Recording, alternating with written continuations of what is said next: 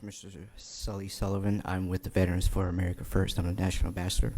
I rise in opposition of this bill because while it may be well-intentioned, it creates serious unintended consequences for public safety, law enforcement operations, and judicial clarity. One, it undermines the established probable cause standards. For decades, courts across the country have recognized the odor of marijuana as a legitimate factor in establishing probable cause under the totality of the circumstances standard. Removing that tool does not modernize the law, it weakens it.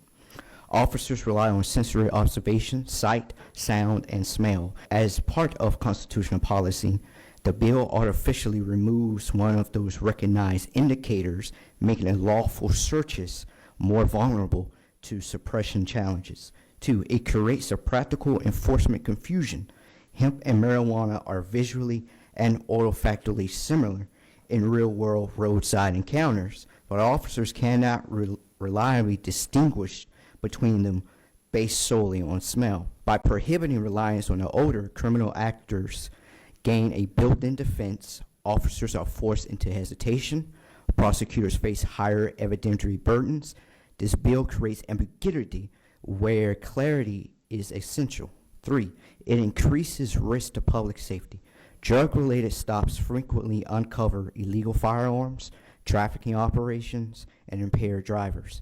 The odor of marijuana has historically been lawful starting to point for uncovering more serious offenses. Limiting that authority could prevent lawful investigations that remove dangerous individuals and contrabands for our community, for it would increase the litigation and court backlogs.